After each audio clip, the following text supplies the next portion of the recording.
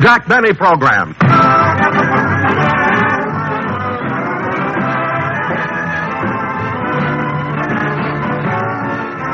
Jack Benny with Mary Livingston, Rochester, Dennis Day, Bob Crosby, and yours truly, Don Wilson.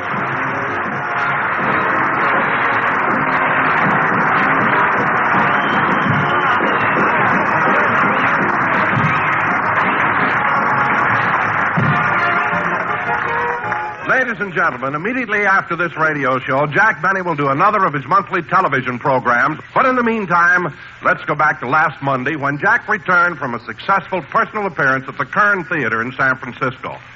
As we look in on Jack, he's at home going over some mementos of his theater appearance. 7,098. 7,099. What are you doing, boss? Oh, I'm just checking over the number of programs you sold during my engagement in San Francisco. I thought I sold quite a lot of them. Oh, you did, Rochester, and those programs made wonderful souvenirs.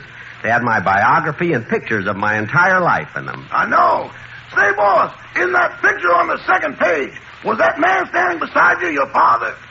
No, he was my violin teacher, and he had just finished giving me a lesson. But why were you wearing that big floppy hat? That's not a hat, it's my violin. The teacher just broke it over my head. He was very impulsive, you know. Very impulsive, very impulsive.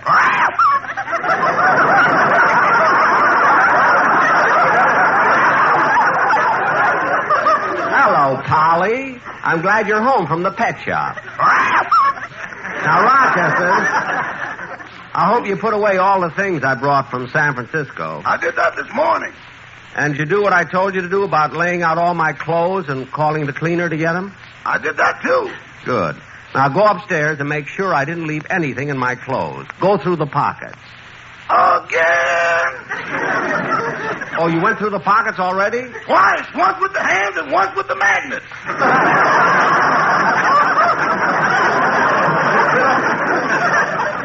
Well, never mind. Do it again. You take care of my clothes. I'll answer the door. Hello, Mr. Benny. Oh, hello, Dennis. Welcome home. Well, it's nice being home. Good to see you again. Thanks, kid. I heard it over as soon as I heard you were back. You did? Yeah. Gosh, have I got something to tell you. What, Dennis? What? What? I'm quitting your show.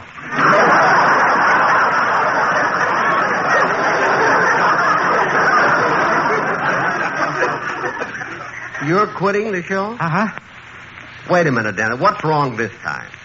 Don't you like the material you get on the program? Oh, I think the lines they give me are very funny. Well, don't you like the short hours you have to work? Oh, they're fine. Well, don't you like the musical arrangements I get you for your songs? I think they're wonderful. And for heaven's sake, kid, what's the matter? I don't like you.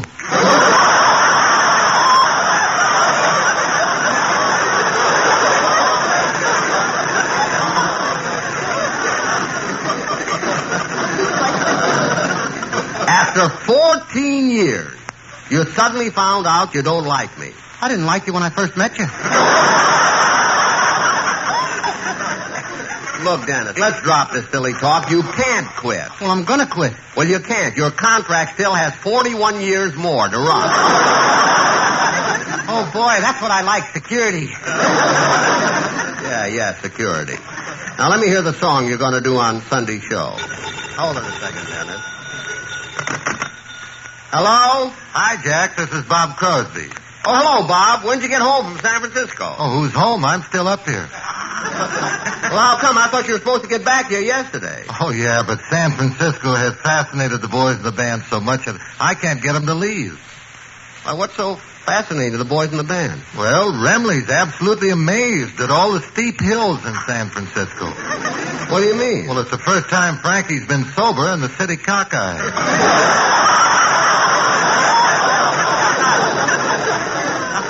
That I can believe. But when are you coming home? Tomorrow. I tried to get the fellas to leave here tonight, but Bagby's giving a little party. What kind of party is he giving? Well, it's not exactly a party. He's invited the rest of the band to watch him jump off the Golden Gate Bridge. Now, wait a minute, Bob. Wait. I know that Bagby has certain peculiarities. I can understand him wearing gloves when he plays the piano because he doesn't want to leave his fingerprints on anything. I can even understand him not wanting to ever sit in a chair because of the way his uncle died.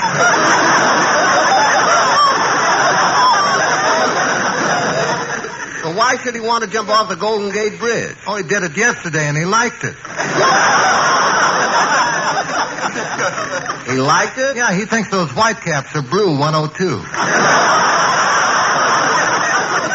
Look, Bob, this is all very funny, but a man doesn't phone long distance just to tell jokes. Now, what do you want? Well, Jack, to tell you the truth, I've run out of money, and I need some to get back to Los Angeles. Well, Bob, you don't need any money to get back here. All you have to do is get a road map, stand out on the highway, and motorists will pick you up. Jack, a man in my position can't hitchhike. Wait a minute, Bob, wait a minute. On second thought, maybe you shouldn't hitchhike. I'll send you the money. Where are you staying? Uncle Dan's mission. Oh, well, I'll wire it to you. So long, Bob. Bye. Okay, Dennis, let me hear your song, huh? Yes.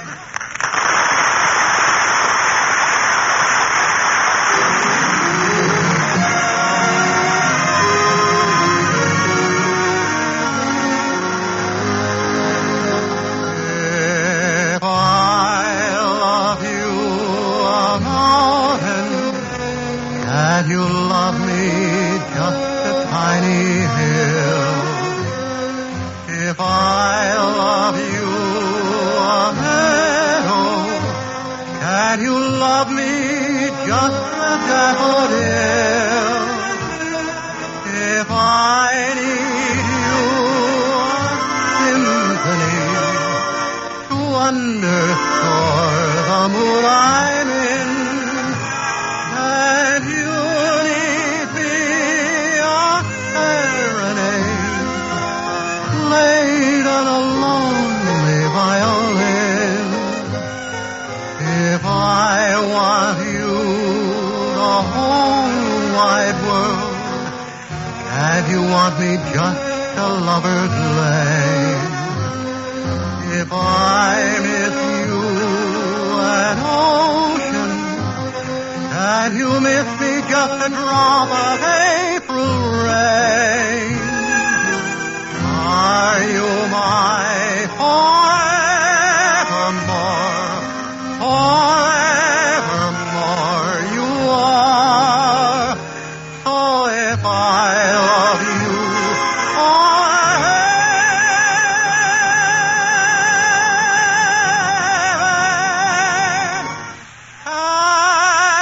and you love me just an evening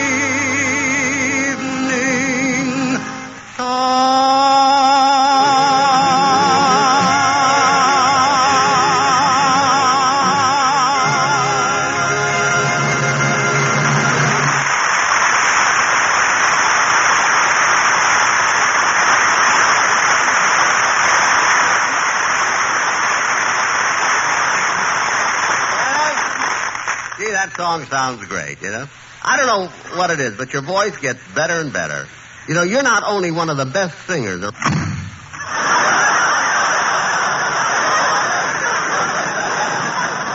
kid gets sillier every day. Every day. Quiet, Polly. See, I don't know what to do today. I think, Mr. Benny, it's nearly lunchtime. Would you like me to get you something to eat? No, I'm not hungry. Maybe later. Okay. By the way, what happened to Mr. Day? He left. Oh, then if we're alone, there's something I want to ask you. What is it? I want to ask you for a raise. Again?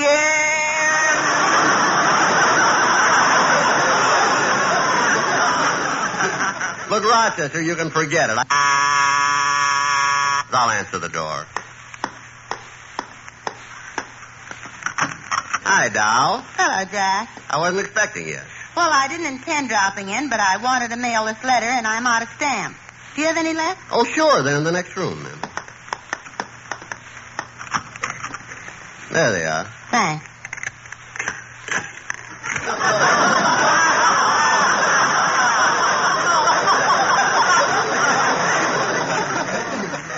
Throw the folder in the wastebasket.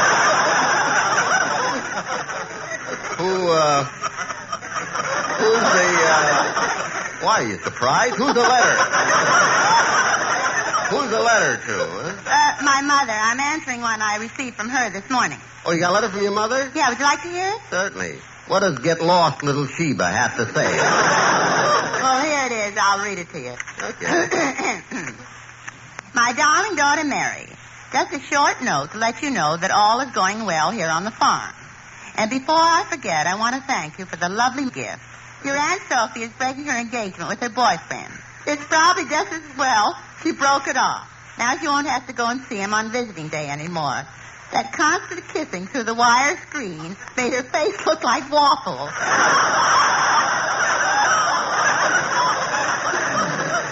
Yeah, most women use pancake makeup. She just uses pancake. No other news except that I hope you saw your Uncle Willie on television last Sunday. He appeared on What's My Line and won $50. Gee. None of the experts could guess that he was a bum. Well, good for Uncle Willie. He could use the $50. Also, the bottle of Stop It.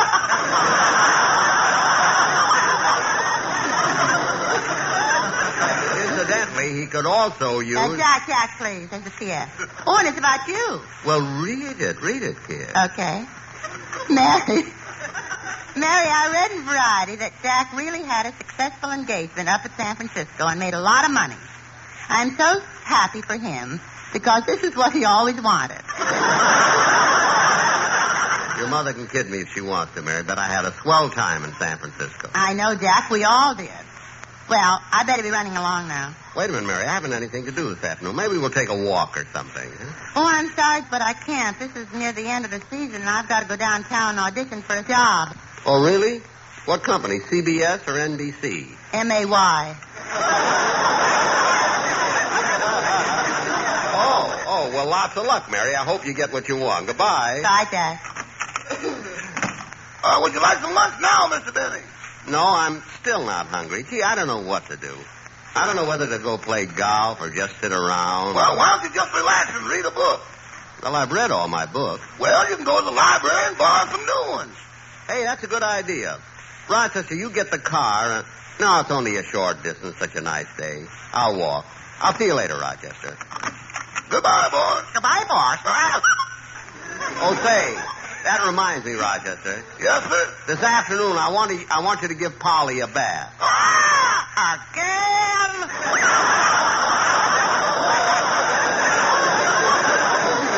Yes, again. I'll see you later.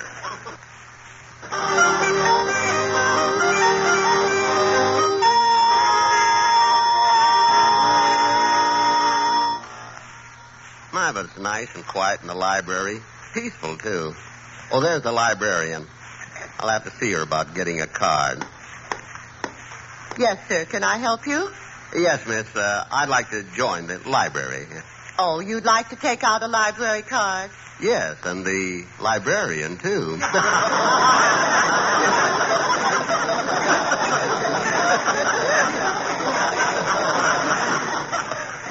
Now, if you want to get a card, you'll have to give me some information. Your name? Jack Benny, Your address? 366 North Camden Drive. Your age? 39. 39. Yeah. You haven't worn well, have you?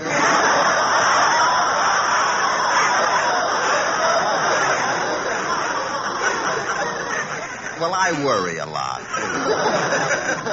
Well, here's your card, Mr. Benny. Now, as you know, this is a public library, and each book you borrow may be kept free for 3 weeks. However, for each day after that, we fine you 2 cents. Oh. And if I bring the book back before the 3 weeks are up, do you give me 2 cents a day? Of course not. What a racket. Now, where would I find some of the... Jack! Oh, Jack, I'm glad you're still here. Oh, Don, how'd you know where I was? Well, I dropped over to your house and Rochester told me you'd gone to the library. But, Don, I just got here myself. How'd you get here so fast? The Sportsmen Quartet and I rode over here in my MG. Wait a minute. The 4 sportsmen and you in an MG? Yeah, I was low man on the totem pole. Well, what was so important that you had to see me now? Well, Jack, the sportsmen have a new number they've rehearsed, and they'd like you to hear it. Now, wait a minute. They can't sing here. This is a library. Certainly not. Well, it'll only take a minute. But, Don, look at that sign. It says, don't talk, whisper. It's wonderful, Jack. The name of the song is Whispering. Oh. Miss, the name of the song is Whispering. Oh, that's all right. Okay, Don. Take it, fellas.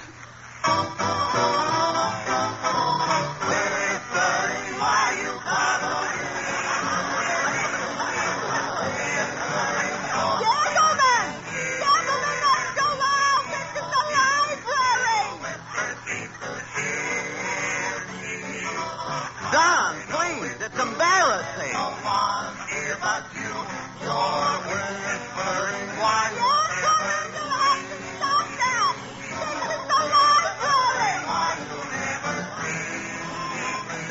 Don, everybody's looking at it. Don, this is embarrassing. Tell the boys to whisper. Okay. Whisper it, fellas.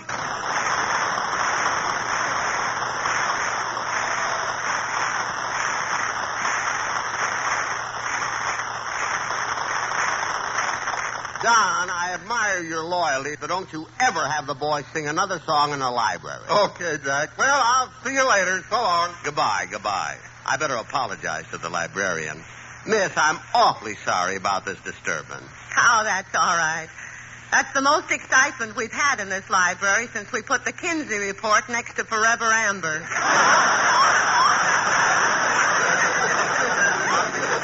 Well, I can imagine, huh? Well, I better go find a book to read.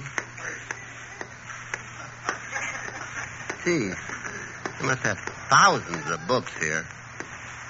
Let's see. Here's one. It Takes More Than Talent by Mervyn LeRoy. Yeah, I read that. It's very good. Something about me in it, too.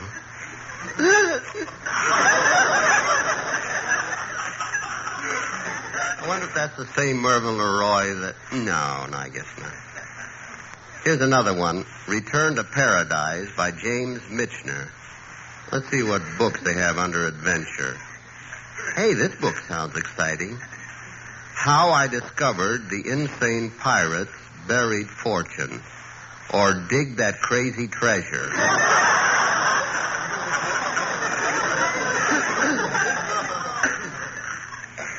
Look at all the books on this shelf. They're all devoted to spaceships and interplanetary travel. I think I'll take this one. I Flew to Mars in a Spaceship. Gee, that sounds interesting. Maybe I'll sit down here and read it. I Flew to Mars in a Spaceship. Chapter 1.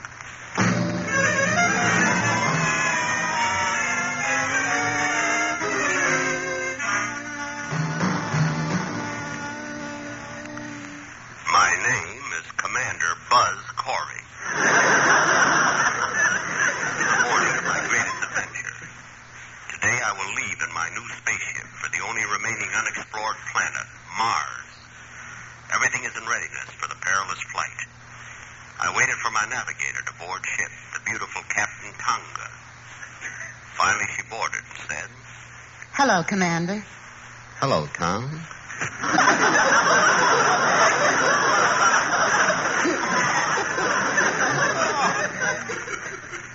As we readied ourselves for the flight, I couldn't help staring at her. She looked so beautiful and alluring in her new low-cut oxygen tank.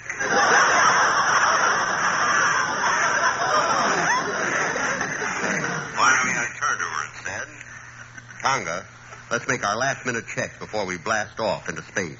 All right, Buzz. I'll call the items off. You check them on the chart. Power rockets. Power rockets. Stratosphere speed indicator. Stratosphere speed indicator. Liquefied jet fuel. Liquefied jet fuel. Buggy whip. Buggy... Wait a minute. What are we doing with a buggy whip on a space rocket? Somebody goofed.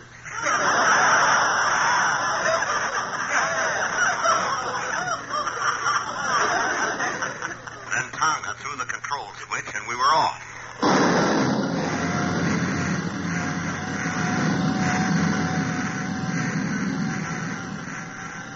The terrific acceleration made us lose consciousness. And when we came to, we were in outer space. As Tonga navigated, I asked her questions. What is the gravitational pull of the Earth now? 0.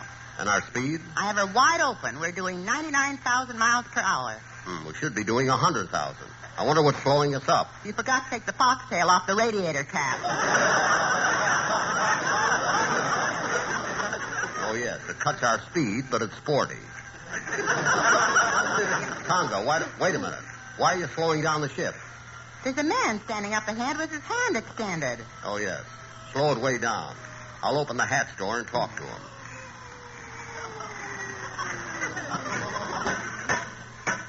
Hey, what are you doing out there? I'm hitchhiking to Los Angeles.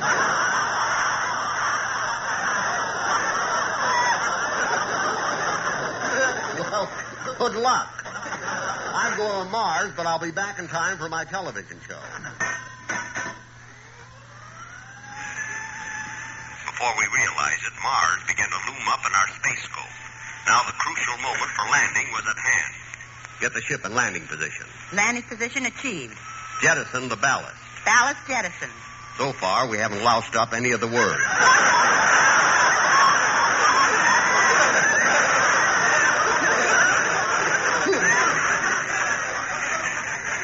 Stop the ship.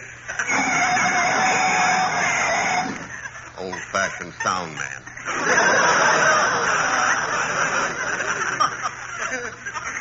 Tonga and I got out of the ship, the first Earthlings to land on Mars. As we walked around, we were amazed at the weird atmosphere. We saw a strange creature approaching us. There was life on Mars. As it came closer, I nervously gripped my disintegrator gun. Then this creature stopped, opened its mouth, and said, Welcome to Mars. We came from Earth. I'm Commander Buzz Corey, and this is Tonga. Tonga? Yes. As our spaceship flew over your planet, we didn't see any farms. We have no farms. Well, where do you raise your animals or vegetables? We don't have none. Well, for heaven's sake, what do you eat? We have plenty. We eat irradiated air, powdered uranium, condensed hydrogen, and Cimarron rolls.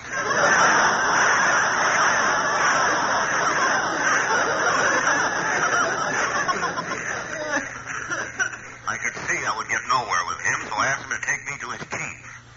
A few minutes later, we found ourselves standing in front of the most important person on the entire planet. Deferentially, I bowed to him and said, Are you the leader of the Martians? Today, yes, but I'm quitting your show tomorrow.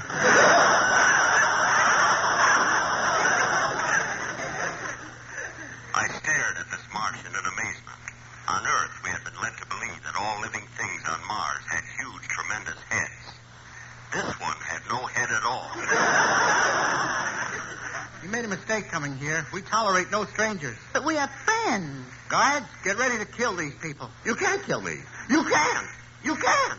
You can't. Sir, you'll have to lower your voice. This is a public library.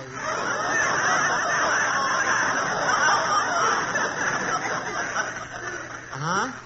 I said lower your voice. This is a library. Oh, I'm terribly sorry. I was reading this book and was carried away. For a while, I was in the 25th century. Then I was mistaken. You certainly do wear well. Thank you. I'll take this book home with me. I'll finish it after I do my television show. Goodbye.